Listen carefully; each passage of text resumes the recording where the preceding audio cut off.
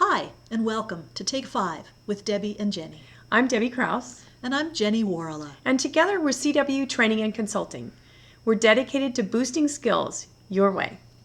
In this short video, we'll be sharing our top tips for being a great project manager, whether you're a newbie or a master. Debbie, what's your top tip? Good stakeholder management. Whether you're a project manager or just doing your job, you'll be more successful if you know who your stakeholders are.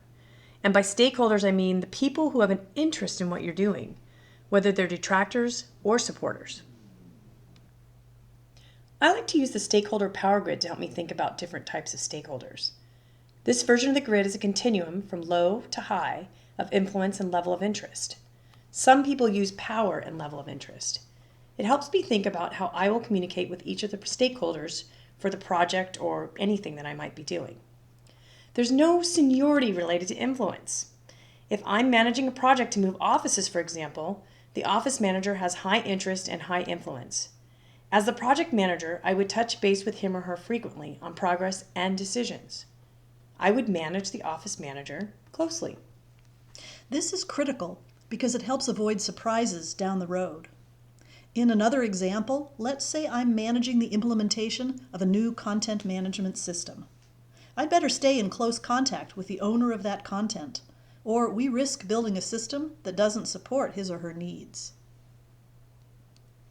Jenny, what's your top tip? My top tip is related to decision making and who plays what role in ensuring that a great decision gets made that will stick. I use a framework called DACI, D-A-C-I, but there are others that work just as well. At the top of the pyramid, who's the one person making sure the decision gets made? That's the driver, the D. Who ultimately says yay or nay?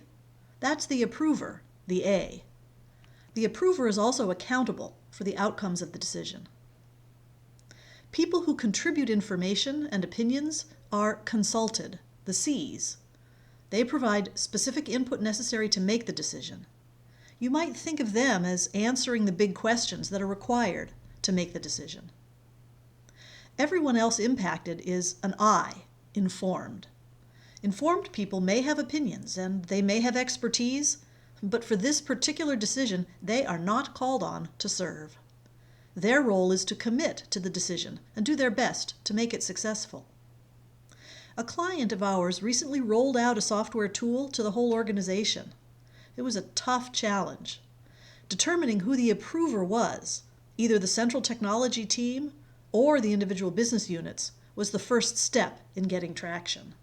In this case, the client was spinning, and clarifying the DACI actually enabled the work to move forward. If you know your role and help everyone around you know their role and decisions, you'll cut churn and frustration significantly. Our third tip is a shared tip, and it's something we borrowed from Agile project management: stand-up meetings. Don't waste time holding a 1-hour meeting every week to collect project status.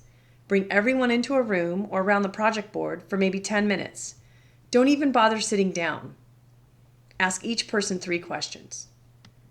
What did you accomplish since the last meeting? What will you do before the next meeting? And what's blocking you? Note any issues or problems that need more attention and address them in a separate problem-solving session with only the key players. It's that simple. We have clients who use stand-up meetings to close books, to manage creative projects, and to develop software. It's not just for engineers anymore. And that's it.